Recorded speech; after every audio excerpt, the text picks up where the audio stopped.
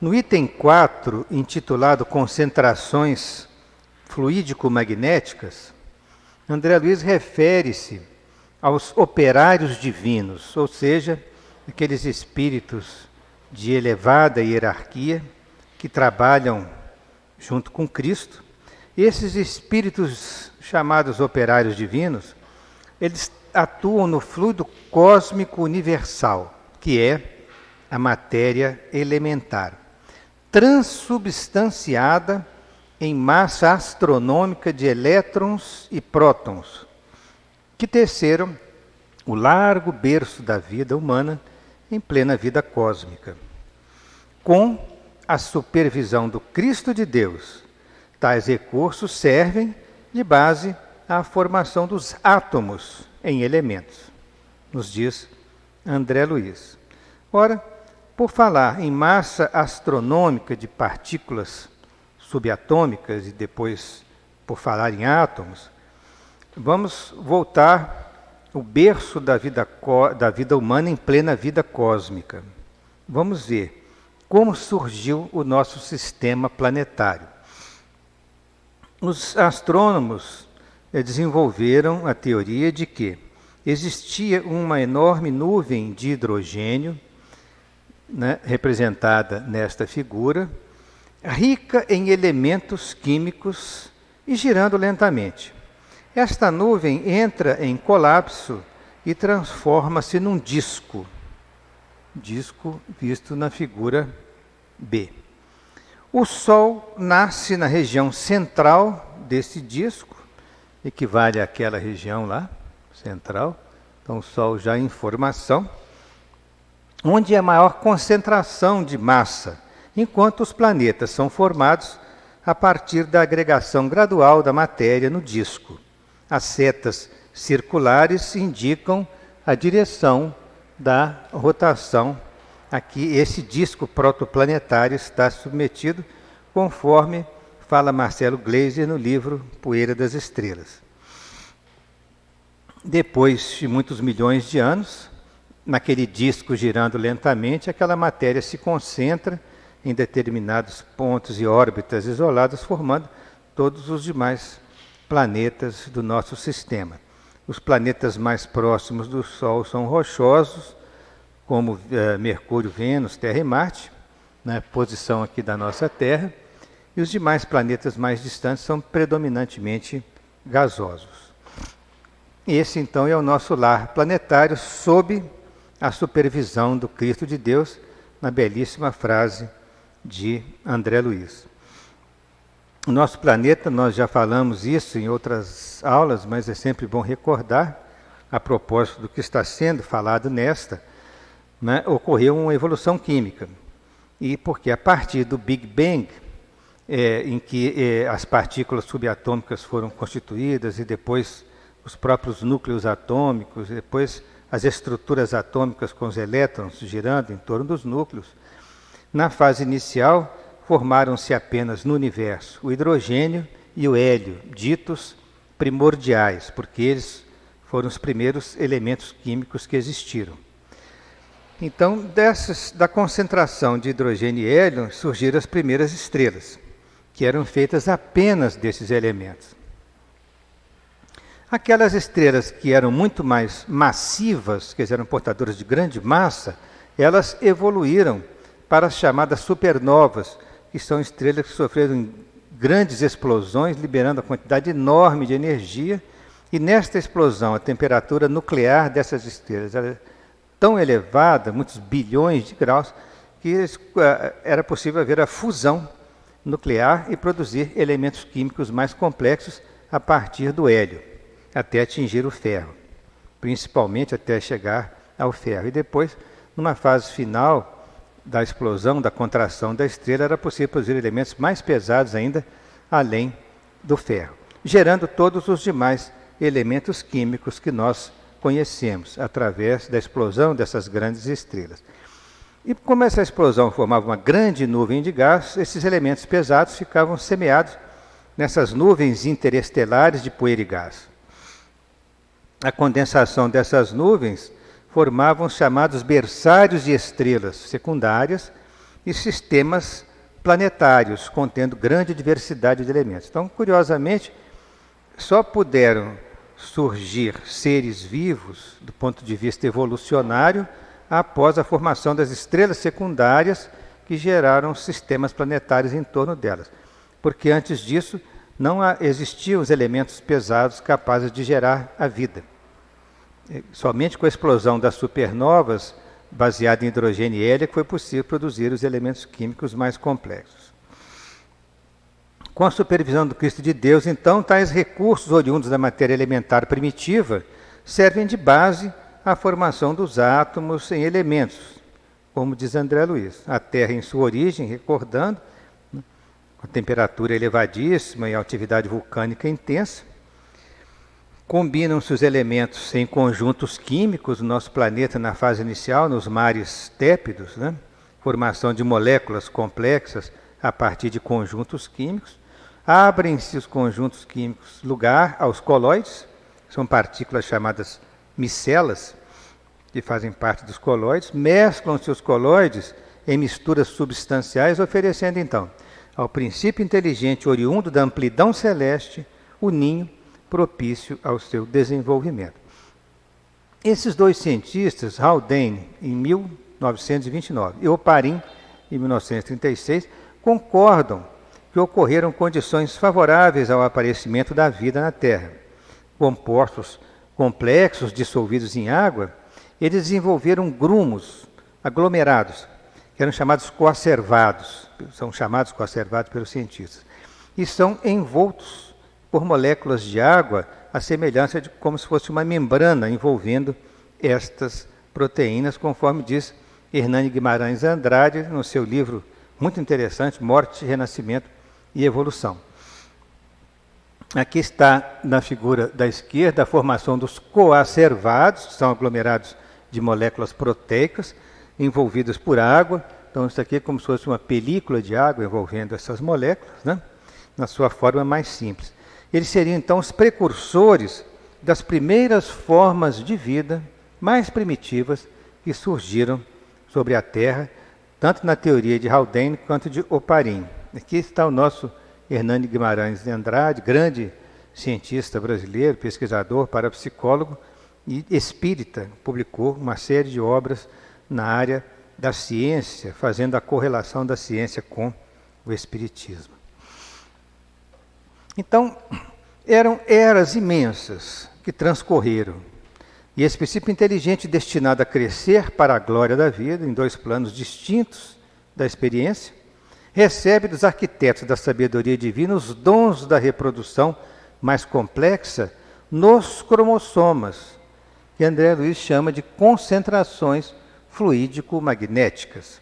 São concentrações fluídico-magnéticas especiais, no dizer de André Luiz, essas moléculas complexas que constituíram-se nos cromossomas. A se retratarem através do tempo, pela reflexão constante no campo celular, esses cromossomas, eles se localizam no núcleo da célula. Cada espécie tem um determinado número de cromossomas próprios. No caso da espécie humana, são 23 pares de cromossomos.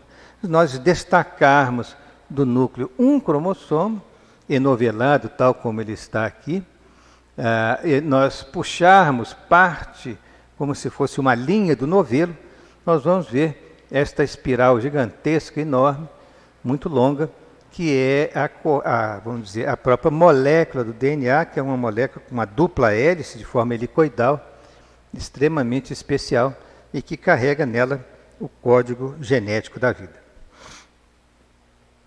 Por falta de terminologia adequada, diz André Luiz, baratearemos quanto possível comparando-os aos moldes fabricados para o serviço de fundição na oficina tipográfica. Os cromossomas estruturados em grânulos infinitesimais de natureza fisiopsicossomática, eles partilham do corpo físico pelo núcleo da célula, em que se mantém. E partilham também do corpo espiritual pelo citoplasma em que se implantam. Então nós temos, no núcleo da célula, os cromossomos partilham mais com a estrutura física. exatamente porque eles ajudam na produção da síntese das proteínas e a estruturação do corpo. Mas o citoplasma, por ser menos denso que o núcleo, né, de uma situação mais coloide, segundo André Luiz, o citoplasma relaciona-se mais ao corpo espiritual.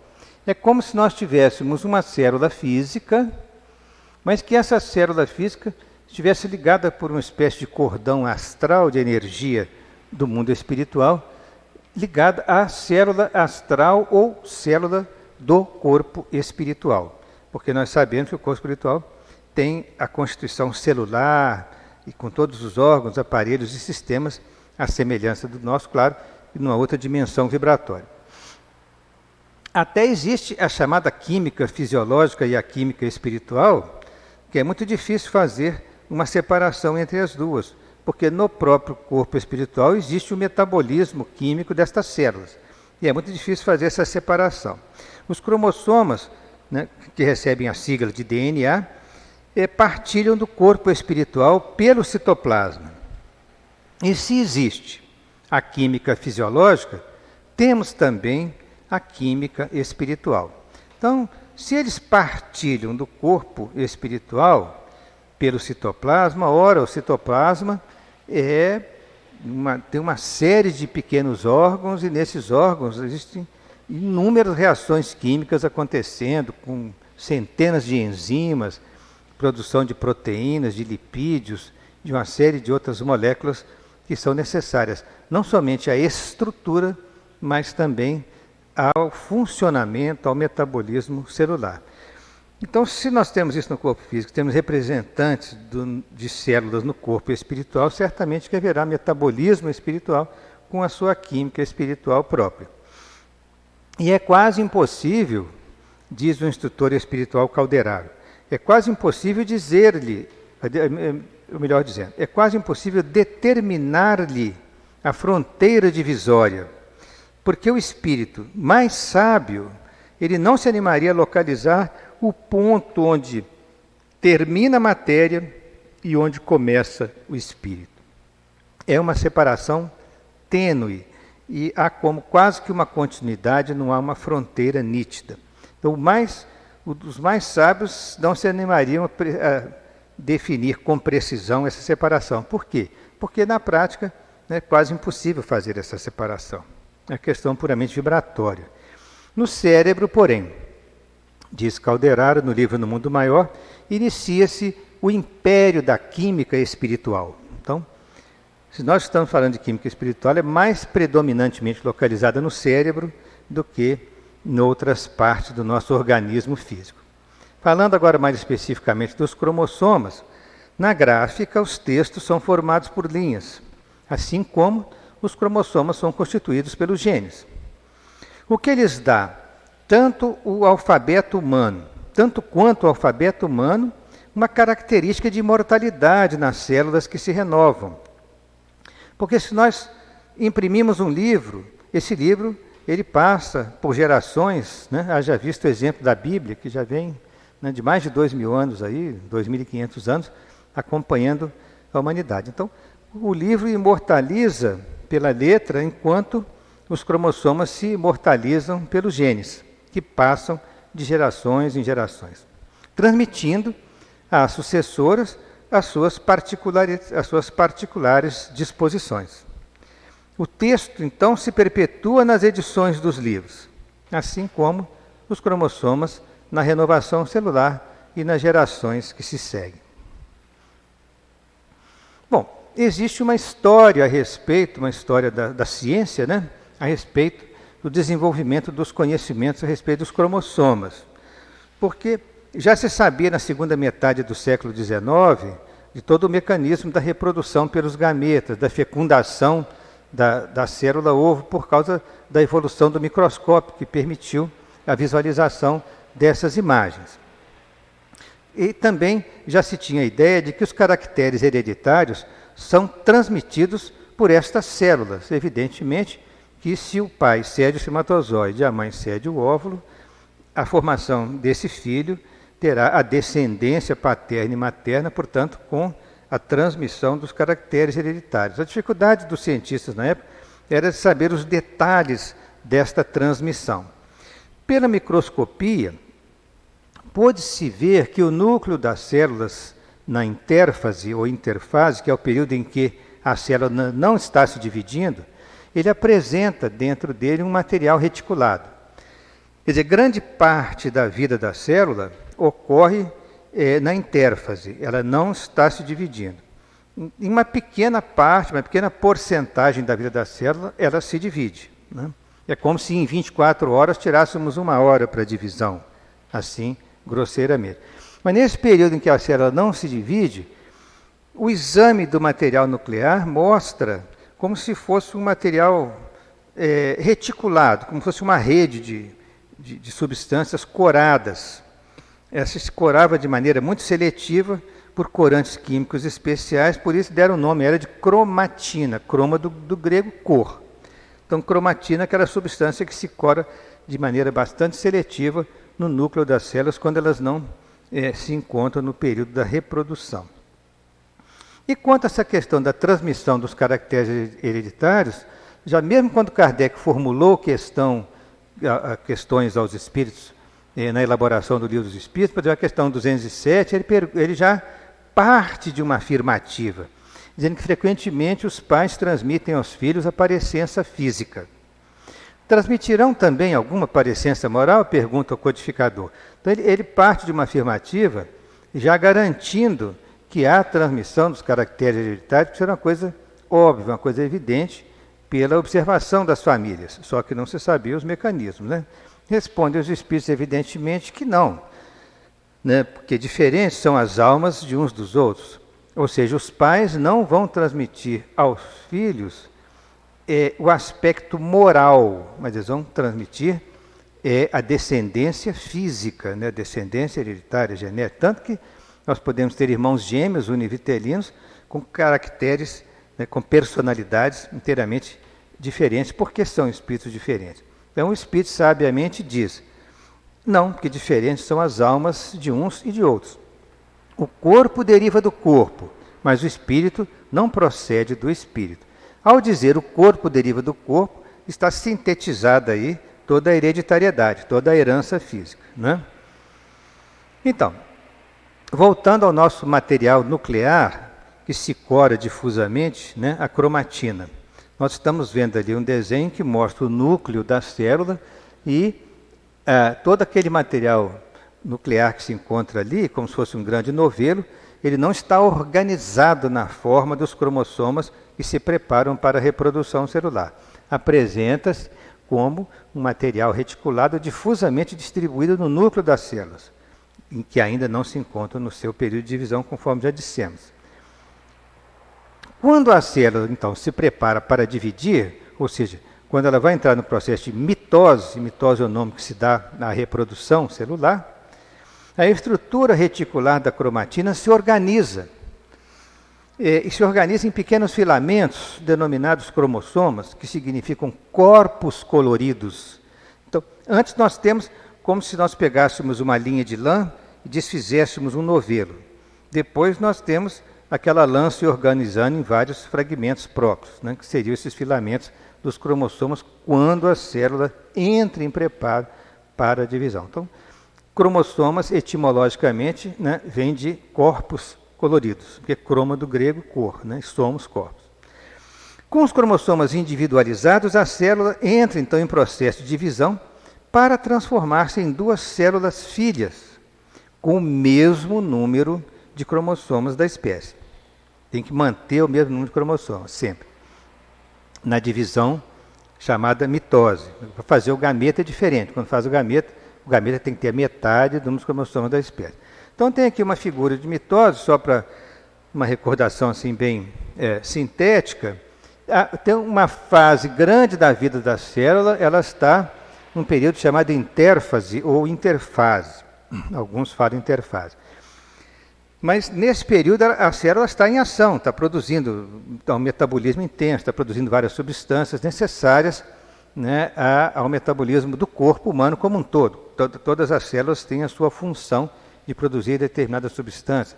Quer dizer, de absorver, de assimilar, de trabalhar aquela substância metabolicamente, produzindo outros e eliminando resíduos. Né? Toda célula tem esse trabalho. Agora, em princípio, ela vai se preparar para dividir. Ela já viveu uma grande parte, assim, grosseiramente, né, em 24 horas, vão tirar 1 hora para a reprodução. Aí ela entra num processo de mitose, que é a reprodução celular, em que uma vai produzir 2. Então, nós temos a primeira fase chamada prófase, que chega ao final, que já começa a individualizar os cromossomas.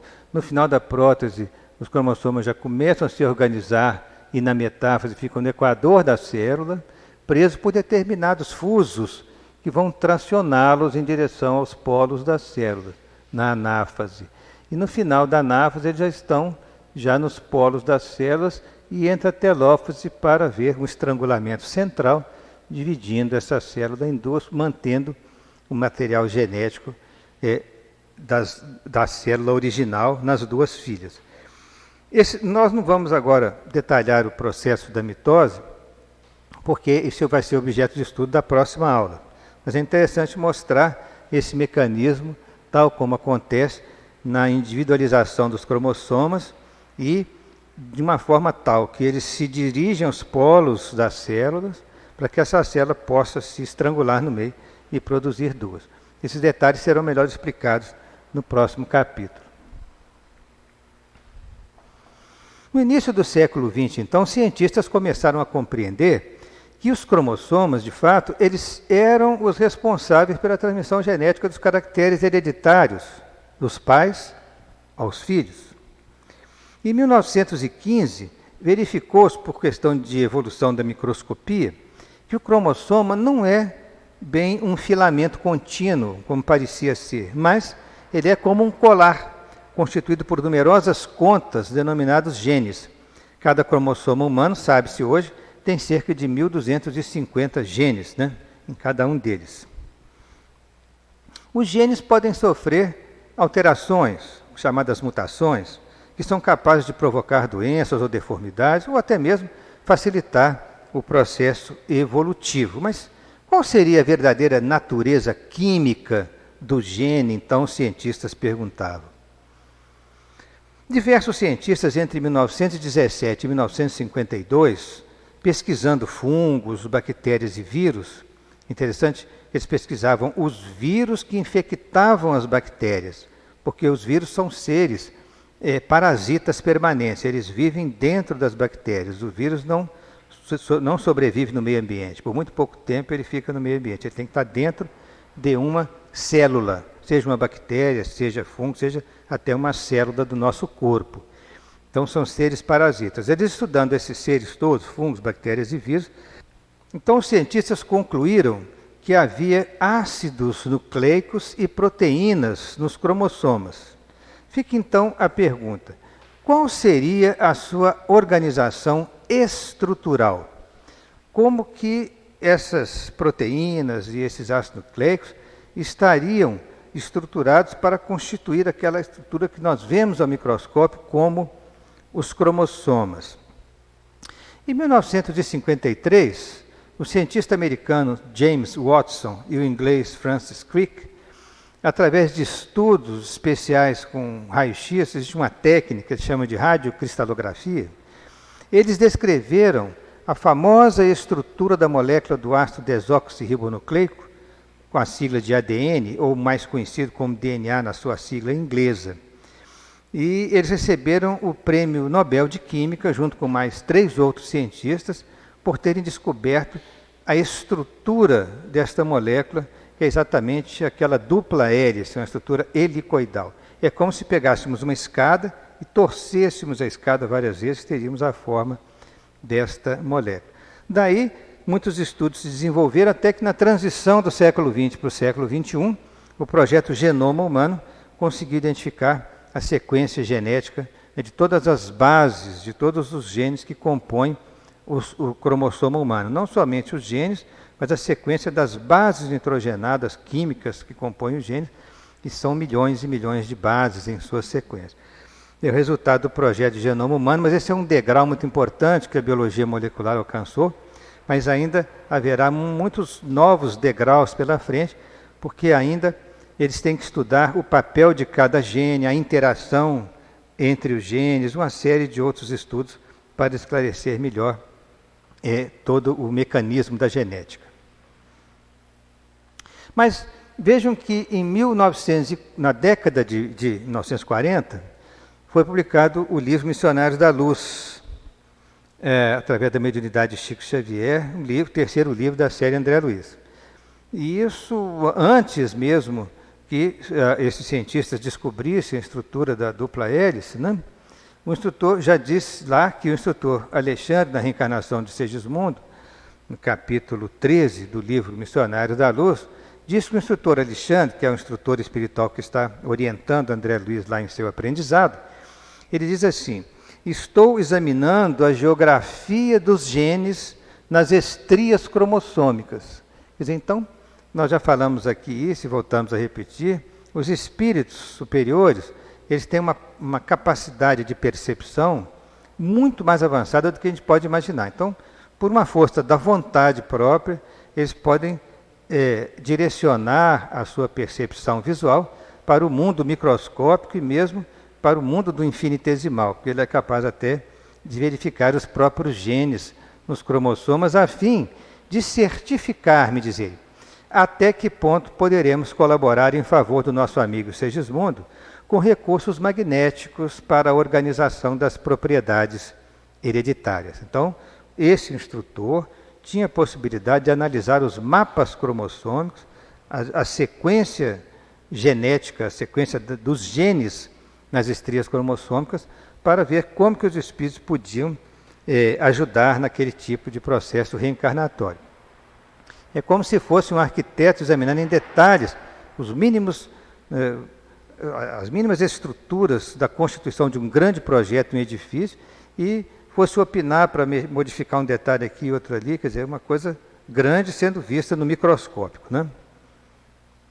Nós temos aqui o nosso James Watson, um cientista americano, ainda está vivo entre nós aí, biólogo molecular, geneticista e zoólogo, um dos autores do modelo da dupla hélice para a estrutura da molécula do DNA, e esse trabalho publicado em 1953 na famosa revista científica Nature, valeu-lhe o Prêmio Nobel de Fisiologia e Medicina, e de 1962 o Prêmio Nobel, juntamente com Francis Crick e Maurice Wilkins. Interessante que o Francis, no caso aqui o Crick é inglês, o outro, né, o Watson é americano. E vejam a data de nascimento, 1916, a desencarnação, 2004.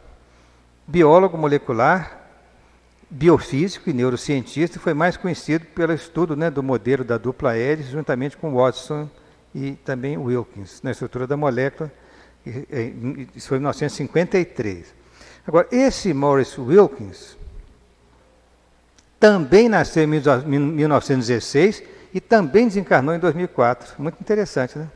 Nós voltarmos à figura, olhem as datas ali. 1916, 2004.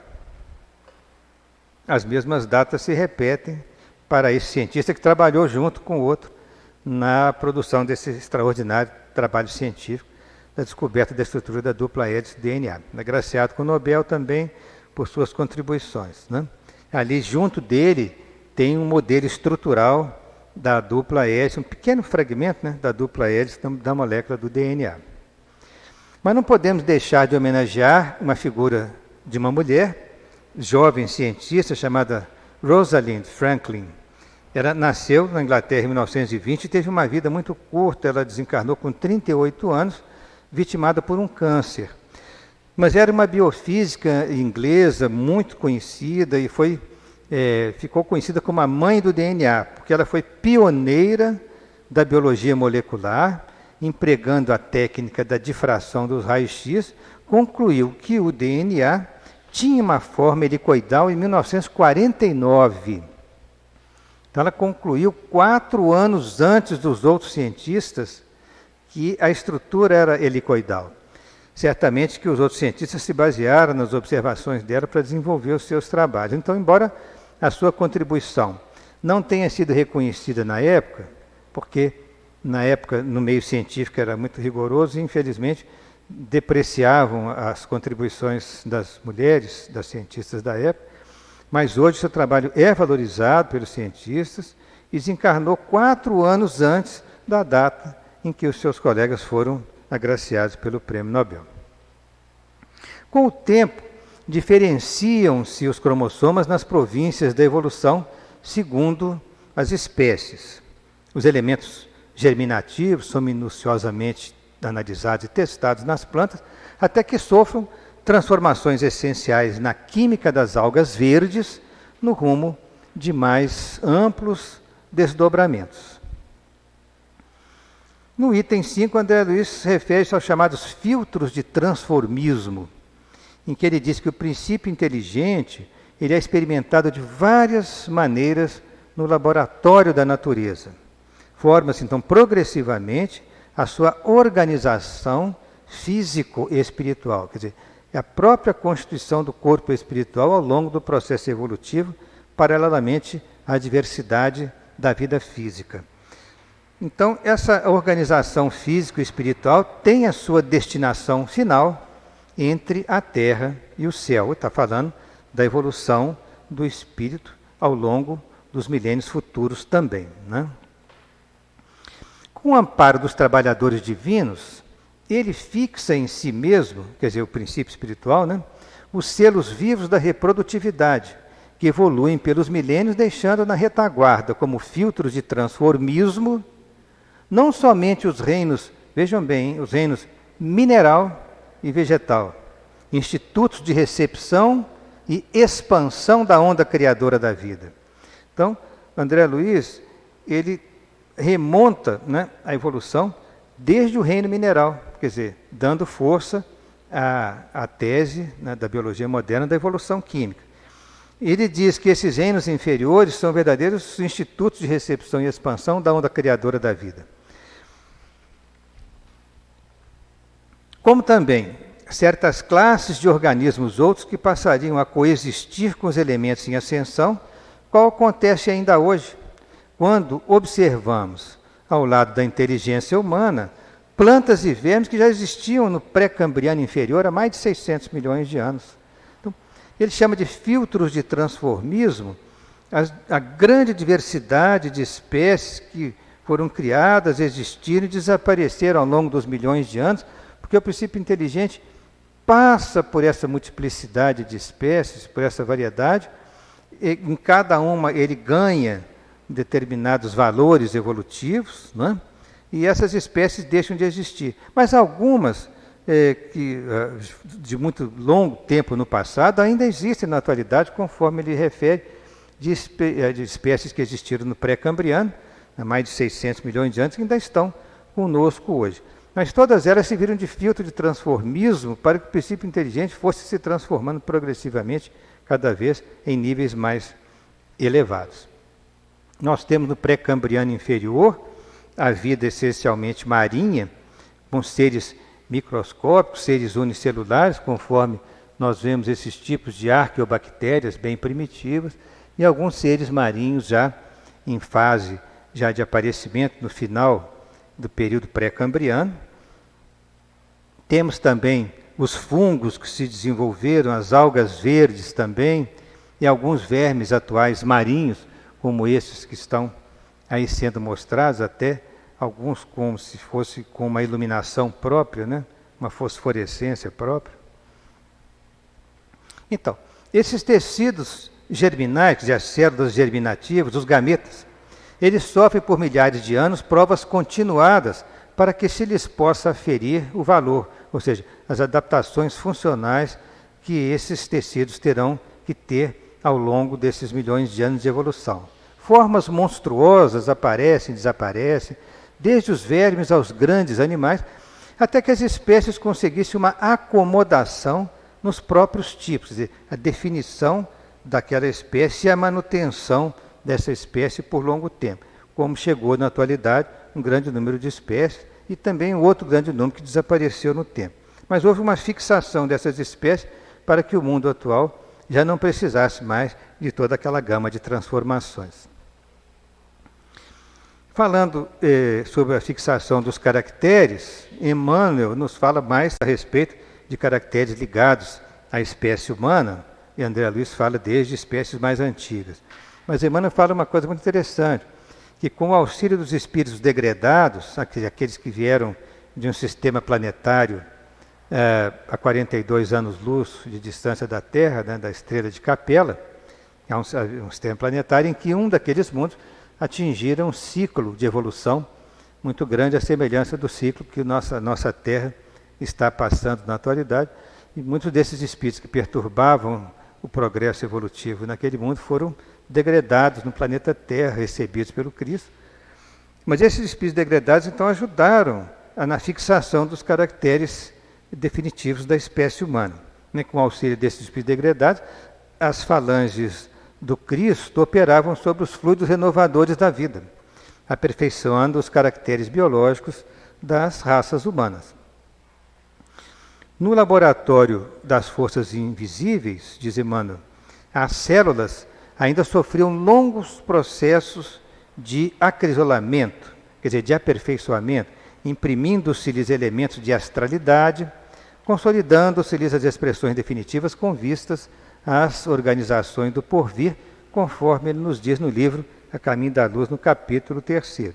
Seria todo um processo espiritual e biológico para a fixação definitiva das características da espécie, já que nós tivemos múltiplas experimentações até chegarmos ao Homo sapiens. E o próprio Homo sapiens também, nos últimos 200 mil anos, depois que ele surgiu, passou por algumas adaptações, evoluções, até atingir a forma moderna da espécie humana. Né? Mas já trabalhávamos as pedras para produzir ferramentas primitivas e até certo ponto desenvolvíamos o pensamento abstrato representando pinturas em cavernas das nossas ações cotidianas, das caçadas. Imagine o sacrifício, né, para alguém, eu estava recordando isso numa outra aula, o sacrifício para alguém pintar numa caverna naquela época, porque não tinha luz dentro da caverna. Então alguém tinha que levar uma tocha, ou mais de um, tinha que iluminar as paredes da caverna, e com pigmentos, tintas muito primitivas que eles elaboravam, pigmentos ocres, geralmente, à base de óxido de ferro e outros misturados, eles produziram pinturas que passaram por 12 mil anos, 15 mil anos de evolução, e ainda encantam os pesquisadores pela qualidade artística dessas pinturas. Então, os cromossomas permanecem, diz André Luiz, imorredouros através do centro genético de todos os seres encarnados e desencarnados, plasmando alicerces preciosos aos estudos filogenéticos do futuro, quer dizer, aos estudos das evoluções das espécies, estudos filogenéticos. Falando da descendência e seleção, ele nos diz que os trabalhos gradativos da descendência, transmissão dos caracteres hereditários através das múltiplas gerações, e da seleção, né, descendência e seleção, e da seleção natural, que privilegia a sobrevivência dos mais aptos. Encontrariam, tanto descendência quanto seleção, encontrariam em Lamarck e Darwin expositores dos mais valiosos. Esses trabalhos eram operados em dois planos, porque a espiritualidade está sempre inspirando esses nobres cientistas a desenvolverem seus trabalhos. Nós temos aqui o Jean-Baptiste Lamarck, que foi precursor do evolucionismo. Era um indivíduo de um espírito muito nobre, embora ele não tivesse vislumbrado determinados aspectos, né, mais modernos da teoria evolucionista, mas ele chegou a ter a ideia do evolucionismo. A dificuldade era explicar o mecanismo. Tanto que desenvolveu ideias a respeito do uso e desuso dos órgãos, que é uma tese que depois não passou mais a ser bem aceita na biologia, mas ele era um observador atento e ele era um espírito muito nobre, porque olha só o que ele escreveu, se pensar bem nas ideias dele, olha, os indivíduos vão dos mais elementares aos mais complexos, e havereis de encontrar o nexo de ligação entre todos os seres da natureza. Tereis uma ideia precisa da sua progressão, e acabareis convictos de que os mais elementares dentre os seres vivos deram origem a todos os outros. Então, nesta frase, ele sintetiza o pensamento evolucionista, porque os seres mais elementares dentre os seres vivos deram origem a todos os demais seres. Isso é que a teoria evolucionista moderna fala. Nós começamos numa célula primitiva. Uma célula primitiva gerou tudo que está aqui hoje.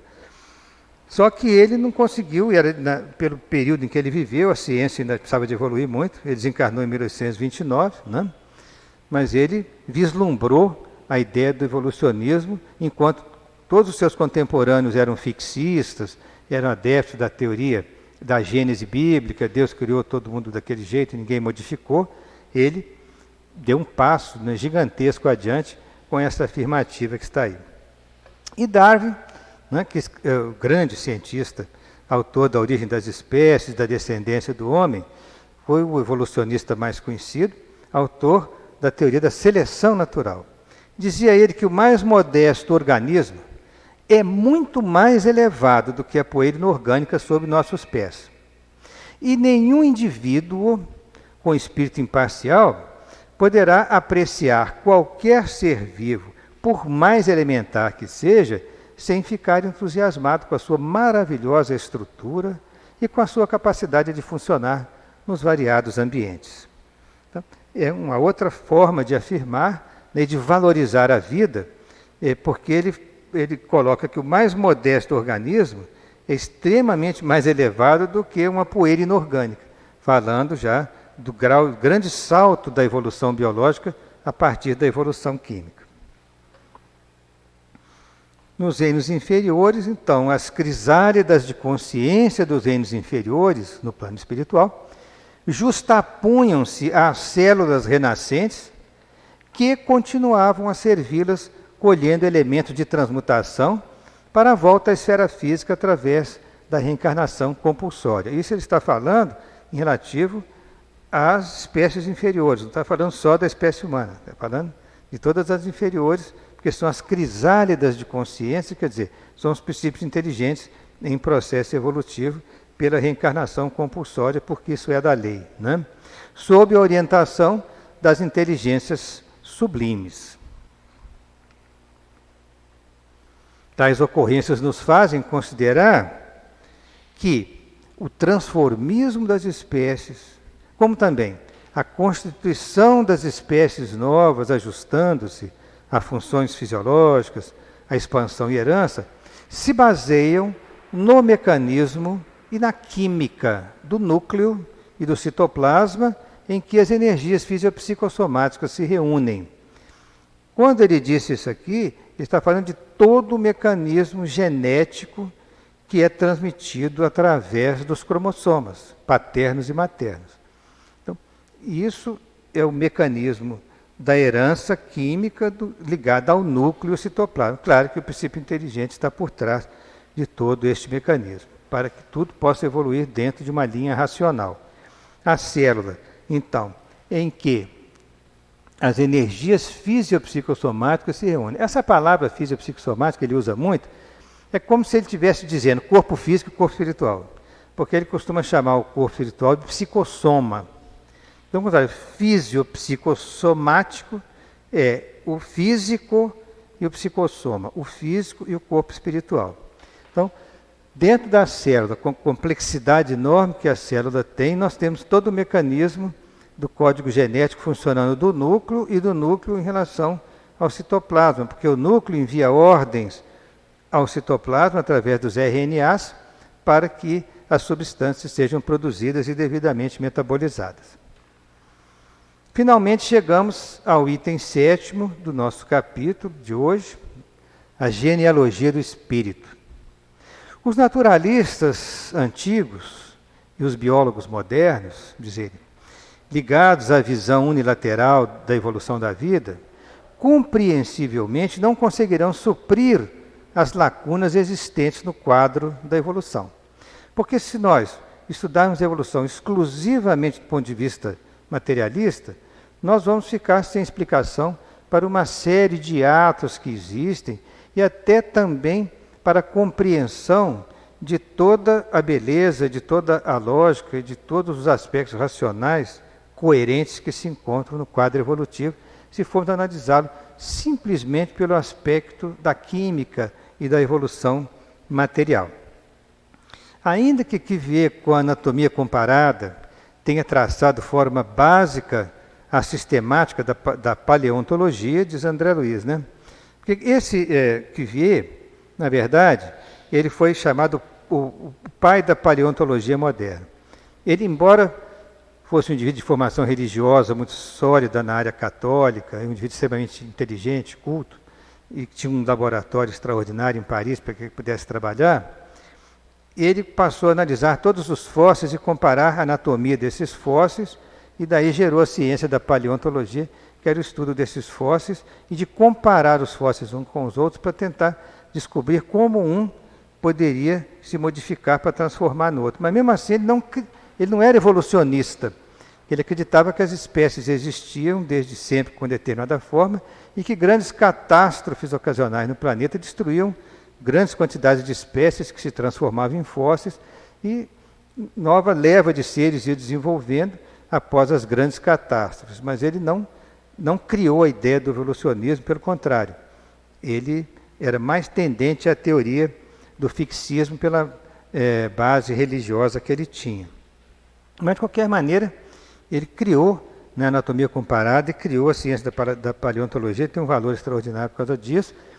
Barão Georges Cuvier desencarnou em 1832 e ele desenvolveu todo um estudo de paleontologia que depois gerou, né, a estruturação desses grandes museus de paleontologia, como em Paris, por exemplo. Esse museu de paleontologia tem a ver com muitos trabalhos que Cuvier desenvolveu na primeira metade do século XIX. Dizia-se, com certo exagero, que de um osso ele reconstituía o animal, né? Isso era mais uma forma de falar sobre a inteligência dele e não levar isso ao pé da letra. Falando sobre a genealogia do espírito, a lei da recapitulação, as leis da reprodução animal, orientadas pelos instrutores divinos, desde o casulo ferruginoso do Leptótrix, nas ocorrências do nascimento e morte da forma, recapitulam na fase embriogênica do corpo humano, quer dizer, na fase da estruturação do corpo humano, através da evolução do embrião, recapitulam a evolução filogenética de todo o reino animal. Quer dizer, a evolução através das múltiplas espécies, desde a mais simples à mais complexa. Isso demonstra que, além da ciência que estuda a gênese das formas, há também uma genealogia do espírito, pelas múltiplas formas do corpo espiritual, através da diversidade da evolução. Assim é que, se nós formos observar os embriões dos animais na sua fase bem inicial, nós não conseguiríamos distinguir um embrião de peixe, ou de salamandra, ou de tartaruga, galinha, porco ou homem dentro da fase inicial da evolução de cada embrião. Evidentemente que esses embriões têm tempos diferentes de vida, mas de qualquer forma eles estão equilibrados dentro da forma. É claro que um peixe demora menos tempo para chegar nessa forma do que o embrião humano.